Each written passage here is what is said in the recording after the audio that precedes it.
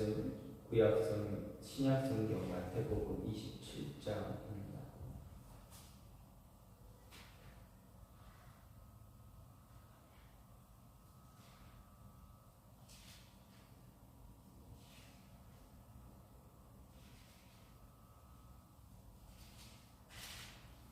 마태복음 27장 45절부터 49절 말씀입니다. 마태복음 27장 45절부터 49절입니다.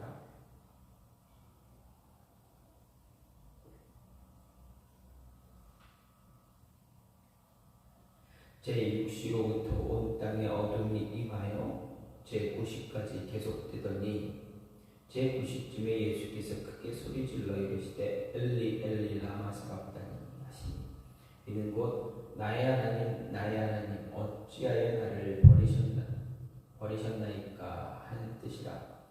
거기 섰던 자 중 어떤 이들이 듣고 이르되 이 사람이 엘리야를 부른다 하고 그 중에 한 사람이 곧 달려가서 해면을 가져다가 신 포도주에 적시어 갈 때 꿰어 마시게 하거늘 그 나는 사람들이 이르되 가만두라 엘리야가 와서 그를 구원하나 보자 하더라. 아멘. 오늘 말씀 마태복음 27장 45절부터 49절 말씀입니다. 오늘 말씀은 예수님께서 십자가에 달리시고 십자가에서 하나님께 부르짖는 그런 모습입니다. 이 말씀은 오늘 말씀은 어떻게 보면 고난주간의 마지막 날 금요일날 일어났던 사건입니다. 이 금요일날 일어난 이 사건 가운데 예수님께서 7마디의 십자가 위에서 7마디의 유언을 하신 것이 있습니다. 그 가운데 그 유언을 우리는 가상칠언이다 이야기합니다. 그 가운데 오늘 말씀은 예수님께서 네 번째로 하신 말씀입니다. 십자가 위에서 말씀하신 것 네 번째 말씀입니다. 바로 46절에 그 말씀이 기록되어 있습니다. 무엇입니까? 엘리 엘리 라마 사박다니 하시니 이는 곧 나의 하나님 나의 하나님 어찌하여 나를 버리셨나이까 라는 이 말씀입니다. 엘리 엘리 라마 사박다니 이 말씀을 하셨다라는 이야기입니다. 오늘은 이 말씀을 가지고 좀 생각해 보려고 합니다.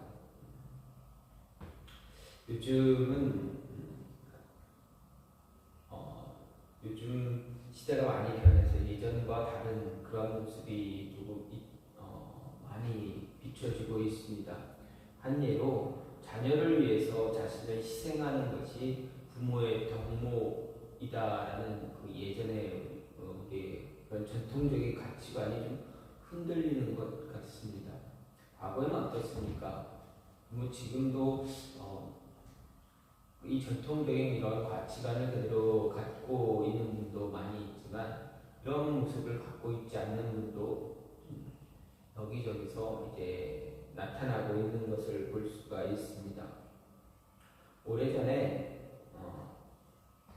가정법원에서 있었던 모습에 대해서 기록한 이야기가 있습니다. 책을 통해서 읽은 이야기가 있습니다. 네, 이 모습이 이 이야기가 이제 전통적인 가치관, 그러니까 부모의 덕목이라는 전통적인 가치관이 많이 흔들리고 있다라는 것을 많이 실감나게 만들어주고 있습니다. 어떤 내용이냐 하면 한 젊은 남녀 한 부부가 있습니다. 그 부부가 이혼 소송을 위해서 법원을 찾아갔습니다. 이 젊은 부부의 손에는 사내 아이가 있었습니다. 한 사내 아이를 놓고 싸우고 있었습니다. 아무래도 이 싸우는 이야기의 내용을 보게 되면 이제 모든 것이 법원에서 모든 내용이 다 끝나고 결정이 난 뒤에 나와서 이제 남자와 여자가 경쟁을 하는 그러한 모습이었던 것 같습니다.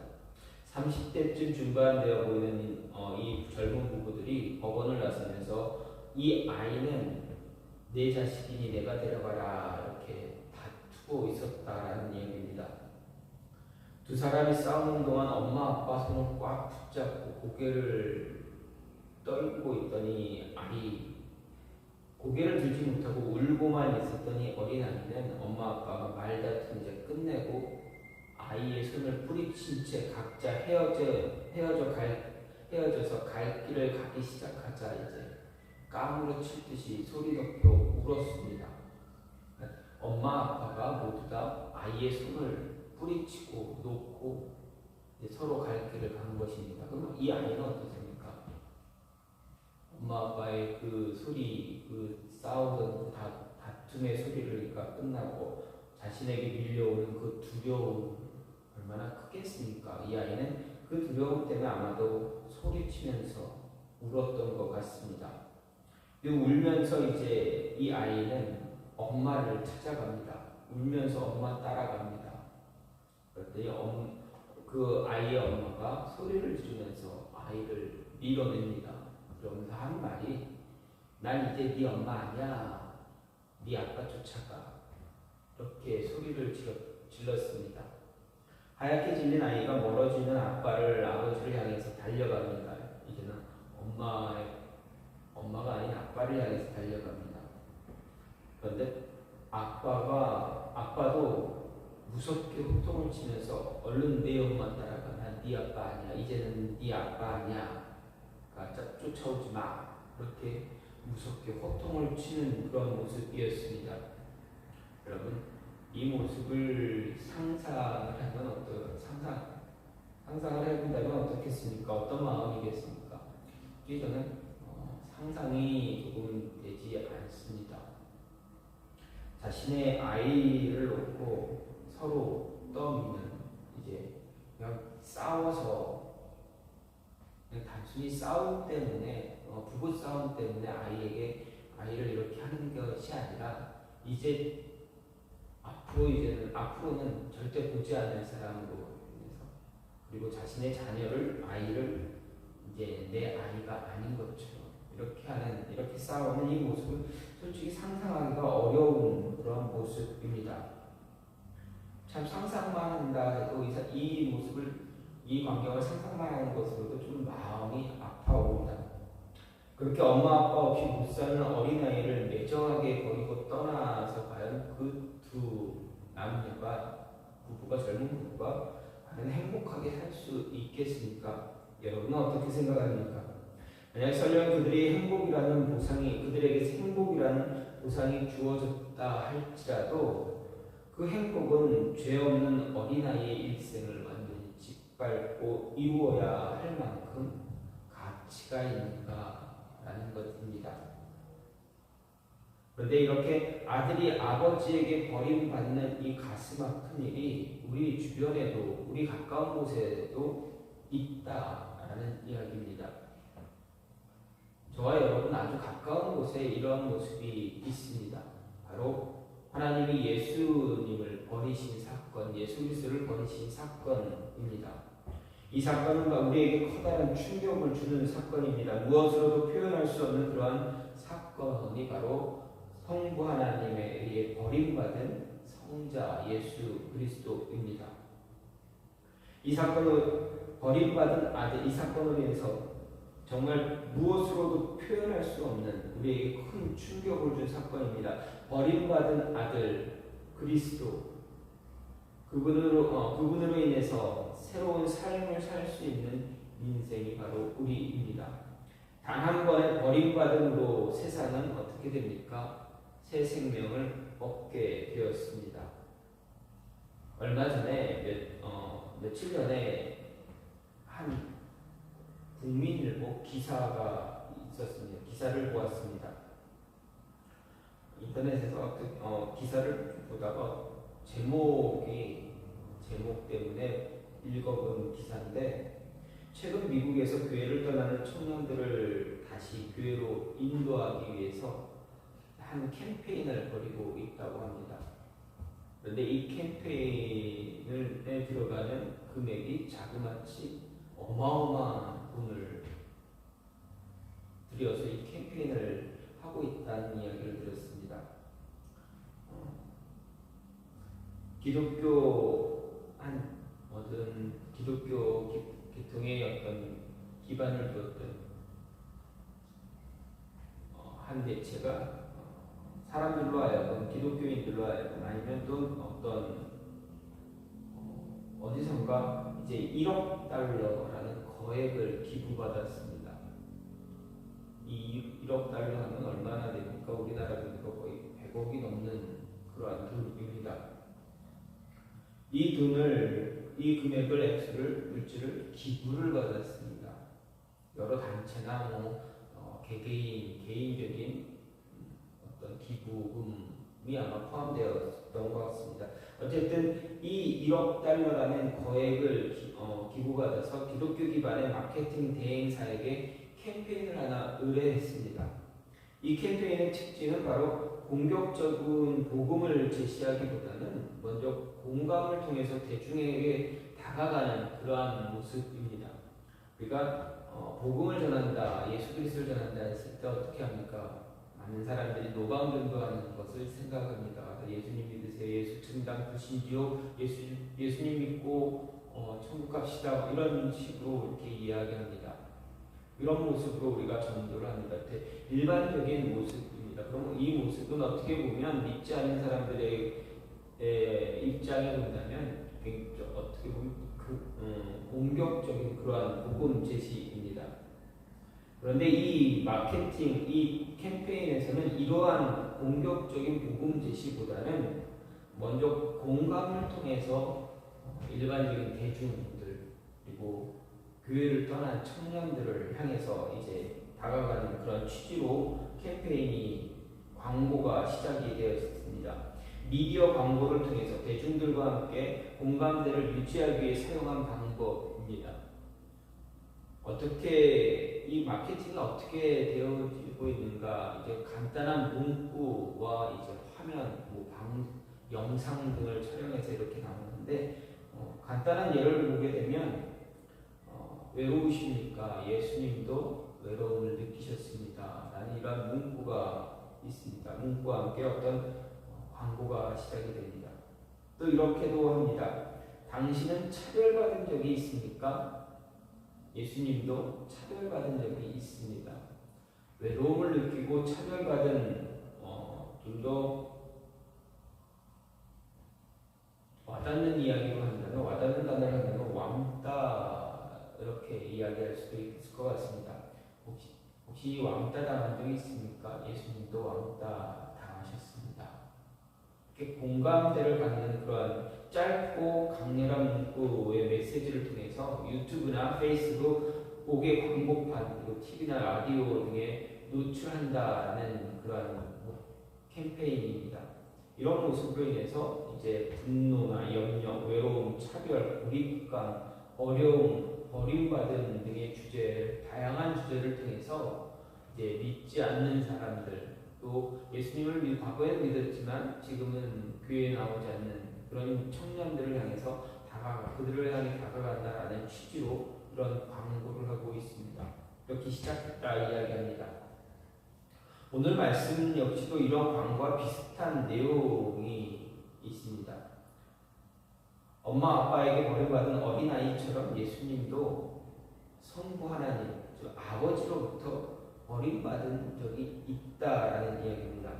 이렇게 생각해 볼 때 예수님은 세상에 오신 이후로 일반적인 사람들이 겪어야 할 모든 고통들 손수 받으셨다라는 것을 또다시 한번 느끼게 됩니다. 예수님이 모든 것, 우리가 경험해야 될, 우리가 당하는 모든 고통과 고난, 경험들 예수님도 다 경험하셨고 이겨내셨다라는 것입니다. 예수님, 우리가 어린아이들이 부모님으로부터 버림받는 아이들이 얼마나 많습니까? 원하지 않는 임신이다 해서 박태를 시키다는 거나 아니면 아이가 낳았을 때 바로 고아원이나 어디 버림받는 그런 아이들이 얼마나 많습니까? 이런 버림받는 그런 모습 예수님도 다 이미 경험하셨다라는 것입니다. 이런 모습만 보더라도 예수님이 얼마나 위대한 분인가를 다시 한번 생각해 볼 수 있고 깨닫게 됩니다. 그러면 예수님이 이렇게 버림받아야만 했던 이유가 무엇입니까? 예수님이 버림받아야만 했던 이유는 하나님의 지혜가 담겨 있다라는, 예수님의 버림받음 속에는 하나님의 지혜가 담겨 있습니다. 그동안 감춰두셨던 하나님의 지혜를 발견할 수가 있습니다. 방금 조금 전에도 언급했듯이 예수님은 우리가 경험해야 할 모든 고통을 다 경험하신 분입니다. 그리고 우리에게 말씀하십니다. 지금 내가 받는 고통 나도 이미 받았어. 내 고통 내가 안다. 이해한다. 내가 너를 알고 있다. 너의 마음 내가 다 이해한다. 내가 알고 있다. 이런 말씀을 우리에게 전하고 계신 것입니다. 예수님은 분명 십자가에 달리시기 전에 아버지께 성부 하나님께 간절히 기도했습니다. 겟세마네 동산의 기도가 예수님의 기도 가운데 얼마나 간절한 기도였습니까? 할 수만 있다면 이 잔을 지나가게 해달라고 얼마나 애타게 기도하셨습니까? 땀방울이 핏방울이 되도록 얼마나 간절하게 아버지께 기도하셨습니까? 하지만 결론은 무엇이었습니까? 예수님이 그렇게 간절히 기도했던 그 결론은 나의 원대로 마시고 아버지의 뜻대로 하소서라는 결론이었습니다. 아버지 뜻대로, 아버지가 원하는 대로 하기를 원합니다. 되기를 원합니다. 이 기도를 드리신 이후에 십자가 위에서 지금 이렇게 말씀하십니다. 엘리 엘리 라마 사박다니, 나의 하나님 나의 하나님 어찌하여 나를 버리셨습니까? 아버지 뜻대로 되기를 원합니다. 아버지 뜻대로 하세요 라고 했지만 지금 십자가 위에서 얼마나 외치고 부르짖고 있습니까? 아버지여, 왜 나를 버리셨습니까? 분명 아버지의 뜻대로 십자가를 지겠다 말씀하신 결심한 예수님이셨지만 십자가 위에서 왜 나를 버리셔야만 했나요? 이렇게 외치고 있는 것입니다. 예수님의 이 외침은 분명한 메시지가 담겨 있습니다. 그것은 바로 아버지의 지혜, 성부 하나님의 지혜가 이 안에 숨겨 있다는 것입니다. 분명 버림받았지만 그 버림받음은 다시 어둠으로 바뀐다는 뜻입니다. 아니, 버려진 것처럼 보일 뿐이지 정말 버려진 것이 아니다라는 이야기입니다. 영원히 소유하기 위한 잠시의 버려짐입니다. 이 버려짐은 하나님께서 우리를 죄에서 구원하시기 위한 방법이었습니다. 예수님께서 하나님으로부터 버림받은 그것이 바로 우리를 영원히 소유하시기 위한 구원의 방법이었다라는 이야기입니다. 예수님을 통한 구원의 방법, 버림받은 고통입니다. 이 버림받는 고통을 당해야만, 예수님께서 이 고통을 당하셔야만 우리가 바르게 하나님 앞으로 인도함을 받을 수가 있습니다. 이것이 바로 우리를 향한 하나님의 지혜였다는 것입니다. 누가 상상이나 해보겠습니까? 어떤 누구도 하나님 앞에서 지은 죄에 대해 죄사함 받을 수 없습니다. 하나님 앞에서 죄사함 받기 위해서 분명하게 있어야 할 것은 아무런 흠없는 재물, 산 재물이 필요했다라는 것입니다. 하지만 세상은 어떻습니까? 죄 때문에, 죄로 인해서 하나님 앞에 죄사함을 위해 드릴 수 있는 산 재물, 죄가 없는, 흠이 없는 산 재물 아무도 없었습니다. 그래서 하나님은 자신의 외아들 예수 그리스도를 세상에 보내시는 것으로 그것을 선택하신 것입니다. 이런 하나님의 지혜를 알 수 있는 사람 존재하지 못했습니다. 그리고 죄로 인해 울부짖어야 할 우리를 대신해서 예수님께서 십자가 위에서 부르짖으신 것입니다. 이렇게 십자가 위에서 버림받아야 했던 예수님, 또 다른 이유가 있습니다. 무엇입니까? 바로 우리를 향한 사랑 때문입니다. 우리를 너무나 사랑하셨기 때문에 버림받으셨다라는 것입니다. 우리에게 십자가는 사랑의 증거입니다.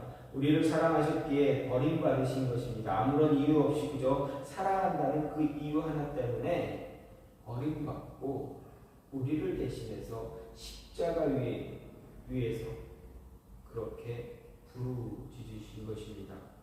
단지 사랑했기 때문에 목숨을 거셨습니다. 우리를 향한 하나님의 사랑 아주 오래전부터 준비되어 왔던 그러한 사랑입니다. 생각해 보십시오. 아담과 하와가 죄를 지었을 때 하나님은 그 사랑을 확인해 주셨습니다. 언제나 동행하기를 원하셨던 하나님, 그 하나님이 아담이 죄를 짓자마자 물으셨습니다. 아마 이렇게 물어보고 싶지 않으셨을까 생각해 봅니다. 왜 그랬니? 이렇게 묻지 않으셨을까? 분명 아담이 죄를 짓고 숨어 있을 때 하나님은 아담을 부르셨습니다. 내가 어찌하여 거기 숨어 있느냐? 벗고 있는 것을 너가 어떻게 알았느냐? 그 모습은 아마 이런 의미였지 않을까? 하지 말라는 것 왜 했니? 왜 그랬니? 라는 그런 뉘앙스가 아니었겠습니까? 그리고 아담과 하와를 위해서 하나님이 무엇을 하셨습니까? 가죽옷을 입혀 주셨습니다. 인류와 죄를 지도록 유혹한 사단에게 하나님은 분명하게 그리고 단호하게 선포하셨습니다. 무엇라 선포하셨습니까? 인류를 구원할 메시아 내가 보낼 것이다. 세상에 보낼 것이다. 그 메시아가 내가 사랑하는 자들을 구원하기 위해서 내가 메시아를 보낼 것이고 그가 너의 머리를 밟아 부술 것이다. 깨뜨릴 것이다. 너는 단지 그의 발꿈치만 상하게 할 것이다. 이 말씀을 하셨습니다. 이 말씀 바로 하나님이 우리를 향한 하나님의 사랑입니다. 우리를 위한 하나님의 사랑의 말씀입니다. 이미 오래전에 계획하셨던 그 계획을 성취하셨을 뿐입니다. 특별한 어떤 그것이 아니라 예전에 아주 오래전에 말씀하신 그 말씀입니다. 자신의 외아들 예수 그리스도를 버림으로 온 인류를 회복시키시고 구원의 길로 인도하시겠다라는 그 말씀을 성취하신 것입니다. 누구도 상상할 수 없었던 그 지혜로 그 방법으로 하나님의 일을 성취하셨습니다. 아마도 사단도 하나님께서 이렇게 이 방법으로 인류를 온 세상을 죄에서 구원하신 것이다. 아마 상상하지 못하지 않았을까 생각해 봅니다. 하나님의 이 방법 정말 상상하지 못했을지도 모르겠습니다. 메시아를 보내겠다는 말씀만 하셨지 직접 그 메시아가 어떻게 올 것이다 라는 말씀은 하지 않으셨습니다.